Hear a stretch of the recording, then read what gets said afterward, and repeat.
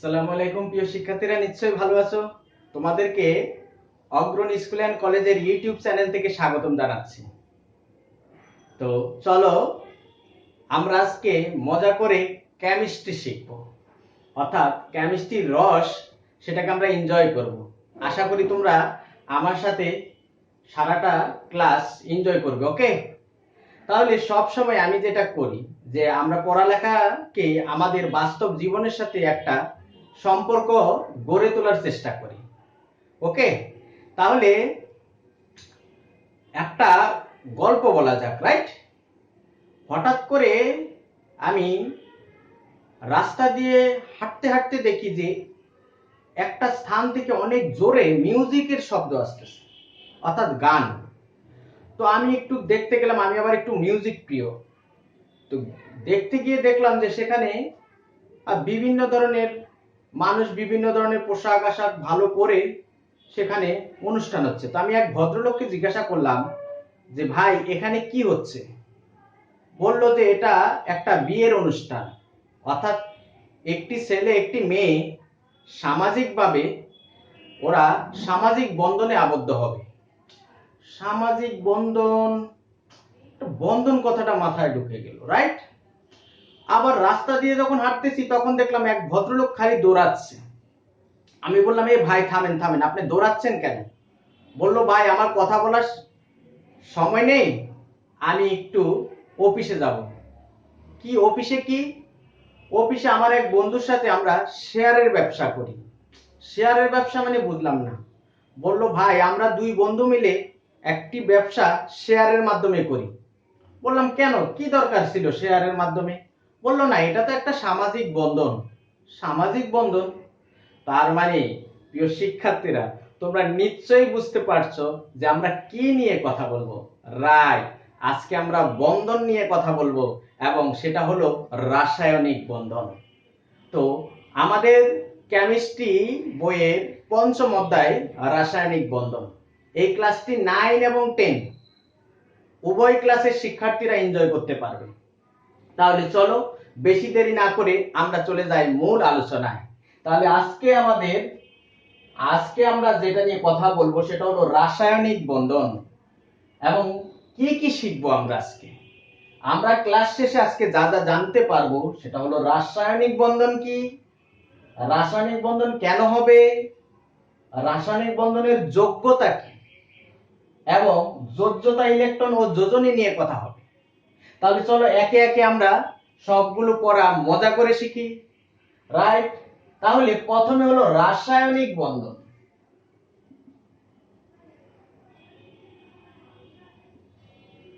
আর রাসায়নিক বন্ধন, তাহলে রাসায়নিক বন্ধনটা কি? একটু আগে যে গল্পটা বললাম সেখানে দেখলাম আমরা সামাজিক বন্ধন, বিভিন্ন সামাজিক বন্ধন, অর্থাৎ সমাজের মানুষ তাদের প্রয়োজনের জন্য, তারা শান্তি স্থিতিশীলতা অর্জনের জন্য তারা বিভিন্ন প্রকার বন্ধনে আবদ্ধ হয়। তাহলে এটা তো রাসায়নিক বন্ধন। তাহলে এখানে কাদের বন্ধন? তাহলে তোমরা নিশ্চয়ই বুঝতে পারছো রসায়নে কারা থাকে। রসায়নে থাকে 118টি মৌল। তার মানে মৌলদের বন্ধন নিয়ে কথা হবে। তাহলে শুরুতে আমি জেনে নেই যে রাসায়নিক বন্ধনটা আসলে কি, রাইট? তাহলে সংজ্ঞাটা সবাই লিখে ফেলো।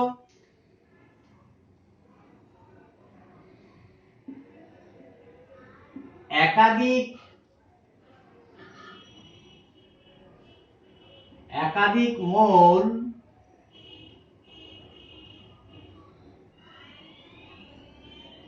পরস্পরের সাথে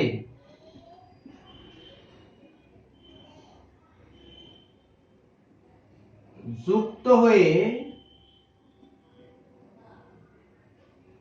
অণু গঠন প্রক্রিয়াকে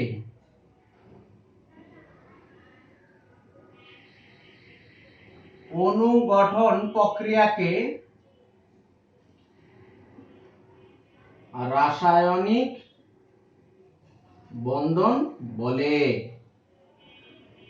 কি লিখলাম? একাধিক মৌল পরস্পরের সাথে যুক্ত হয়ে অণু গঠন প্রক্রিয়াকে রাসায়নিক বন্ধন বলে। তার মানে এখান থেকে আমরা একটা মেসেজ ক্লিয়ার, যে রাসায়নিক বন্ধনটা হলো অনুগঠন প্রক্রিয়া। সেটা বিভিন্ন প্রসেসে হতে পারে, সেটা বিভিন্ন প্রক্রিয়া হতে পারে, কিন্তু রাসায়নিক বন্ধনটা কি? অনুগঠন প্রক্রিয়া। কারা? মোল সমূহ। তাহলে যে রাসায়নিক বন্ধন যে অনুগঠন করবে, এই অনুবন্ধন করতে হলে কেনই বা অনুবন্ধন করবে? আমাদের মনে একটা কোশ্চেন জাগতেই পারে যে অনুবন্ধন করার দরকার কি? এমনি আছে, ভালো আছে, কি দরকার? তাহলে অর্থাৎ আমাদের সমাজ ব্যবস্থায় দেখো, আমরা বিভিন্ন কারণে শান্তি পাওয়ার জন্য অথবা স্টেবিলিটি হওয়ার জন্য আমরা বিভিন্ন ধরনের বন্ধন তৈরি করি। তদ্রূপ মৌলসমূহের মধ্যে তাদের স্থিতিশীলতা অর্জন করার জন্য তারা রাসায়নিক বন্ধন অংশগ্রহণ করবে। তাহলে এই স্থিতিশীলতা অর্জনটা কিভাবে হবে?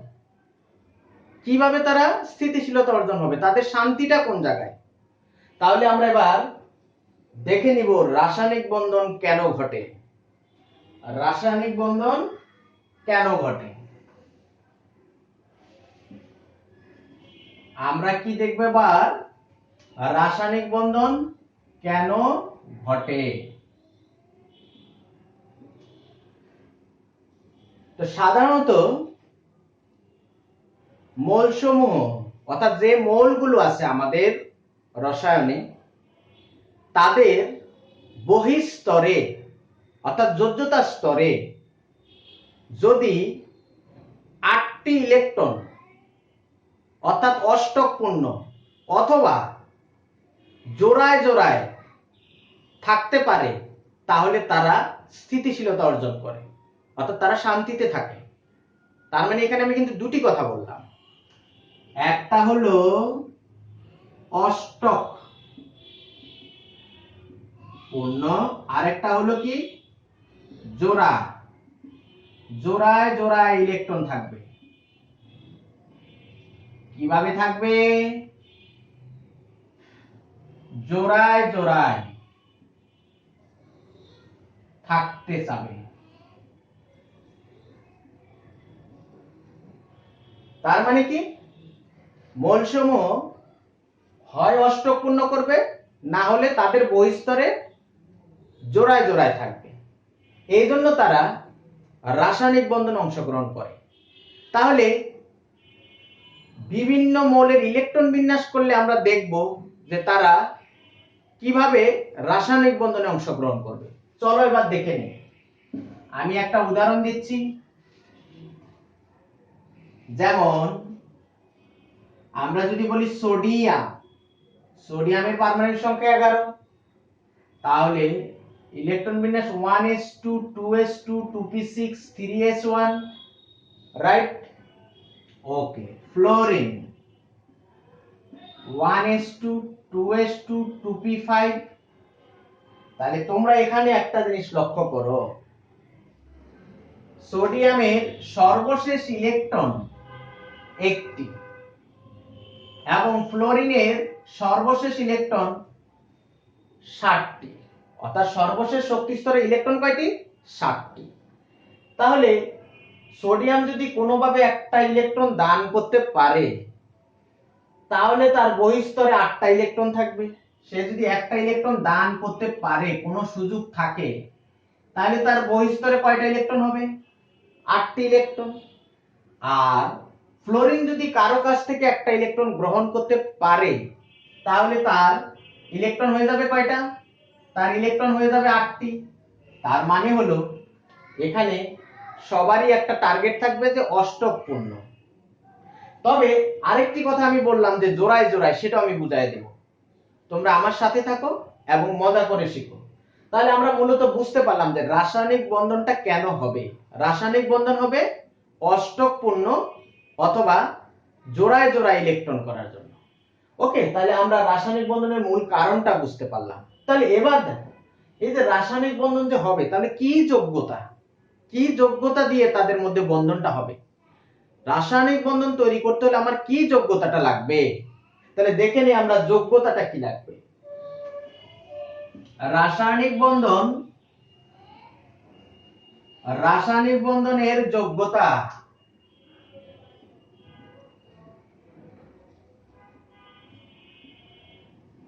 তো রাসায়নিক বন্ধনের যোগ্যতা হলো যদি কোন মৌলের বহিঃস্তরে 8টি ইলেকট্রন এর চেয়ে কম ইলেকট্রন থাকে তাহলে সে রাসায়নিক বন্ধন করবে, যোগ্যতা অর্জন করবে। রাইট? তার মানে কি, যদি কোনো মৌলের বহিঃস্তর 8টি ইলেকট্রনের চেয়ে কম থাকে তবে সে কি রাসায়নিক বন্ধনের যোগ্যতা অর্জন করবে, আর 8টি ইলেকট্রন থাকলে সেটার বন্ধনে অংশগ্রহণ করবে না। যেমন নিষ্ক্রিয় গ্যাস বন্ধন তৈরি করে না। তাহলে যোগ্যতাটা কি, বহিঃস্তরে ইলেকট্রন সম্পর্কে আমাকে জানতে হবে। দ্যাট মিন্স আমরা এখন শিখব যোজ্যতা ইলেকট্রন কাকে বলে। তাহলে চলো আমরা এবার যোজ্যতা ইলেকট্রন নিয়ে কথা বলি। তাহলে আমরা এখন কি নিয়ে কথা বলবো? ব্যালেন্স ইলেকট্রন, যোজ্যতা ইলেকট্রন। আমরা কথা বলবো যোজ্যতা ইলেকট্রন। তাহলে যোজ্যতা ইলেকট্রনটা কি? যোজ্যতা ইলেকট্রনটা বোঝার আগে আমরা চলে যাই দুটি পরমাণুর ইলেকট্রন বিন্যাস অ্যানালাইসিস করতে থাকি, তাহলে আমরা বুঝবো যোজ্যতা ইলেকট্রন কি। যেমন একটু আগে আমরা যেটা করলাম, সোডিয়াম পারমাণবিক সংখ্যা 11, 1s2 2s2 2p6 3s1। ওকে, ফ্লোরিন, ফ্লোরিনের ইলেকট্রন বিন্যাস 1s2 2s2 2p5। রাইট? তাহলে যোজ্যতা স্তর কোনটা এটা আমাকে বুঝতে হবে, তাহলে আমি যোজ্যতা ইলেকট্রন বুঝে ফেলব। তো মনে রাখবা, কোন মৌলের সর্বশেষ শক্তি স্তরটার নামই হলো যোজ্যতা স্তর। তার মানে এটা কি এই এখানের এই তিনটা হলো যোজ্যতা স্তর। রাইট? তদ্রূপ ফ্লোরিনের যোজ্যতা স্তর কোনটি? ফ্লোরিনের যোজ্যতা স্তর হলো কোনটা? এই 2, অর্থাৎ সর্বশেষ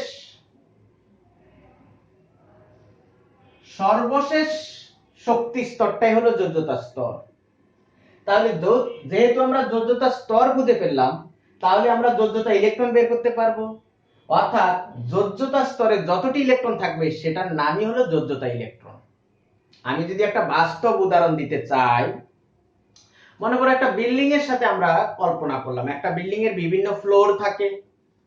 তাহলে সেই বিল্ডিং এর সবচেয়ে উপরের ফ্লোর, শেষ ফ্লোরে, সেটার নামই হলো কি, আমরা বলি ছাদ, সর্বশেষ ফ্লোর। তার মানে সর্বশেষে যারা থাকবে সেটাই হলো কি, যোজ্যতা মানুষ। অর্থাৎ সর্বশেষে যারা বসবাস করে তাদেরকে আমরা বললাম কি, যোজ্যতা মানুষ। তদ্রূপ পরমাণু, এই যে সোডিয়ামের প্রথম শক্তি স্তরে 2টি ইলেকট্রন, সেকেন্ড শক্তি স্তরে 8টি ইলেকট্রন, কিন্তু সর্বশেষ শক্তি স্তরে কয়টা ইলেকট্রন? একটা। তাই সোডিয়ামের যোজ্যতা ইলেকট্রন কোনটি? এটা হলো সোডিয়ামের যোজ্যতা ইলেকট্রন, অর্থাৎ 1। তদ্রূপ ফ্লোরিনের এখানে আমরা একটা কমন মিস্টেক করি, প্রায় আমরা সবসময় যোজ্যতা ইলেকট্রন মনে করি এটাকে। নো, তুমি আগে দেখবা যে যোজ্যতা স্তর কোনটা। যোজ্যতা স্তর বলতে এখানে 2, এখানেও 2, এখানেও 2। তার মানে কি, এটা হলো প্রথম শক্তি স্তর, এটা হলো দ্বিতীয় শক্তি স্তর। প্রথম শক্তি স্তর অর্থাৎ মনে করো যে বিল্ডিং এর প্রথম তলায় 2জন মানুষ আছে, দোতলায় 2টা রুম, একটা এস রুম একটা পি রুম। এস এ থাকে 2জন মানুষ, পি তে আছে 5জন মানুষ। তার মানে এরা দোতলায় আছে না। তুমি শুধু পিটা ধরলে তো হবে না, তোমাকে ধরতে হবে টোটাল দোতলায় কয়জন আছে।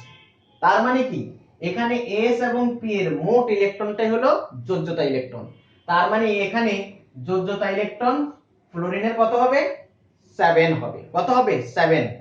তো আশা করি আমরা যোজ্যতা ইলেকট্রন সম্পর্কে বুঝতে পারলাম। আবার বলে নিচ্ছি, যোজ্যতা ইলেকট্রন কি, কোন মৌলের সর্বশেষ শক্তি স্তরের মোট ইলেকট্রনকে যোজ্যতা ইলেকট্রন বলে। কোন মৌলের সর্বশেষ শক্তি স্তরের মোট ইলেকট্রন, সেটার নাম কি? যোজ্যতা ইলেকট্রন। তাহলে নিশ্চয়ই আপনারা বুঝতে পারছেন।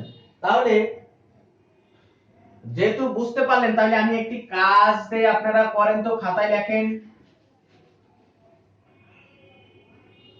ম্যাগনেসিয়াম ও অক্সিজেনের যোজ্যতা ইলেকট্রন কয়টি? রাইট, নিশ্চয়ই করে ফেলতেছো। তো দেখো, চলো আমরা একসাথে করি।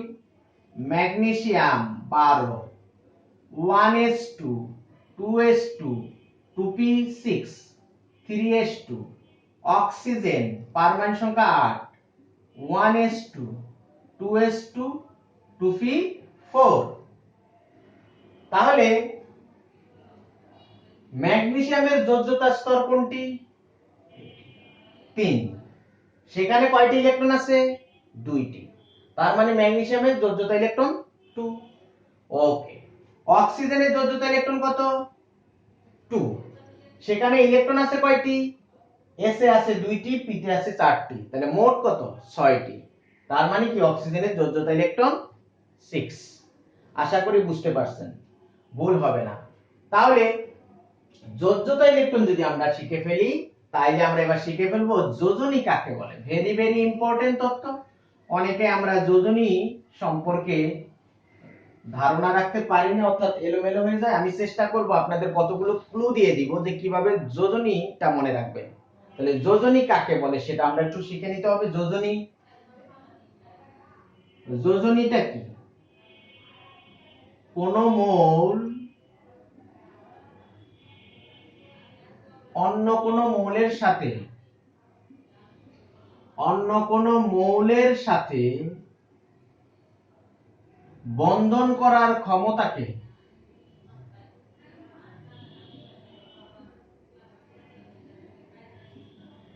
যোজনী বলে।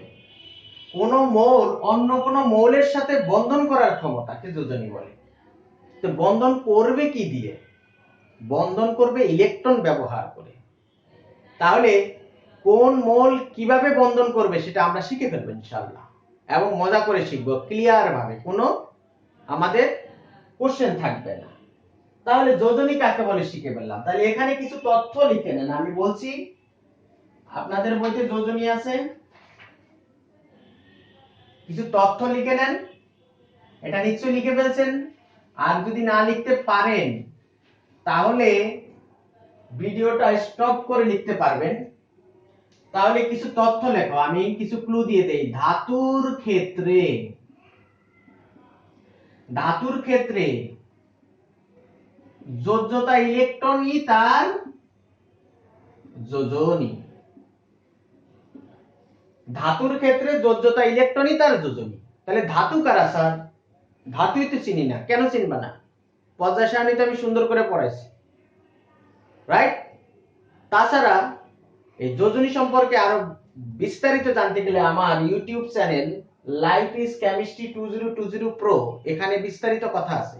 এটা অবশ্যই সাবস্ক্রাইব এবং শেয়ার করবে।